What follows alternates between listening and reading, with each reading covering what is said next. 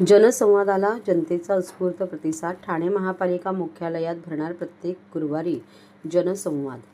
भारतीय जनता पक्षाकडून जनता दरबार सुरू करण्यात आला असून मुख्य शिवसेना एकनाथ शिंदे पक्षामार्फत सुद्धा जनतेच्या मूलभूत समस्या सोडवण्यासाठी एकनाथ शिंदे यांनी सर्व नगरसेवक, शाखाप्रमुख आणि पदाधिकाऱ्यांना जनतेमध्ये जाण्याचे आदेश दिले आहेत. त्यानुसार सर्व नगरसेवक, शाखाप्रमुख आणि पदाधिकारी कामाला लागले आहेत. एकनाथ शिंदे यांनी दिलेल्या आदेशानुसार प्रत्येक मंगळवारी स्वर्गीय धर्मवीर आनंद दिघे यांच्या मठामध्ये जनसंवाद दरबार भरणार असून यामध्ये नागरिकांच्या समस्या जाणून त्या सोडवण्याचा प्रयत्न केला जाणार आहे.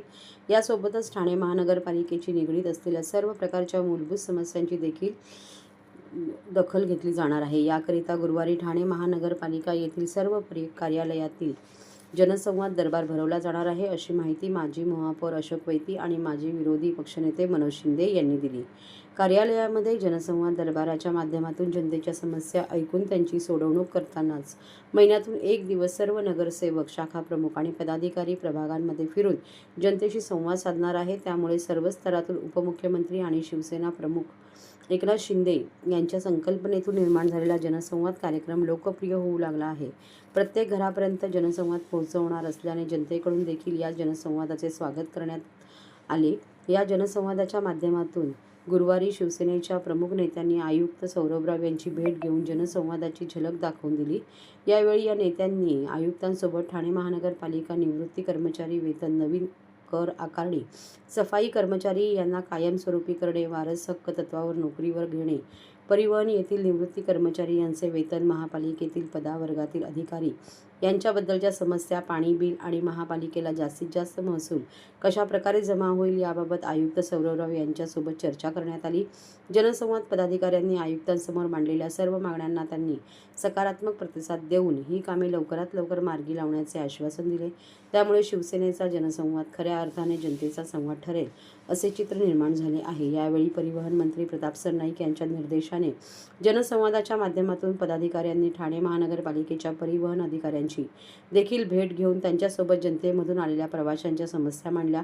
बसची संख्या वाढवून त्यामध्ये अधिक सोयी सुविधा द्याव्यात असे यावेळी अधिकाऱ्यांना सांगण्यात आले. परिवहन मंत्री केव्हाही अचानकपणे ठाणे परिवहन बसची पाहणी करून बसमधील प्रवाशांशी संवाद साधणार आहेत असे या पदाधिकाऱ्यांनी यावेळी सांगितले. खासदार नरेश म्हस्के यांच्या आदेशाने जनसंवादाच्या माध्यमातून पदाधिकारी महापालिका अधिकाऱ्यांसमोर पावसाळ्यापूर्वीची नालेसफाई, रस्त्याची कामे, मेट्रोची कामे यांची पाहणी करणार असल्याचे यावेळी मनोज शिंदे म्हणाले.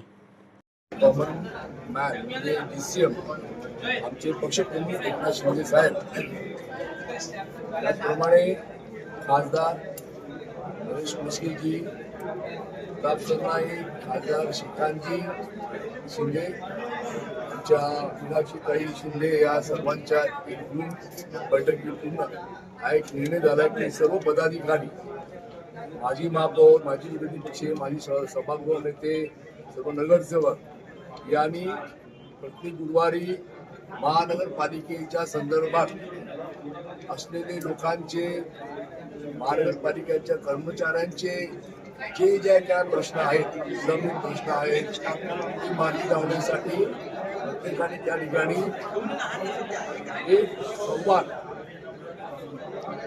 नागरिकांशी करावा, त्याच्यासाठी आम्ही या ठिकाणी आज बसलेलो आहोत.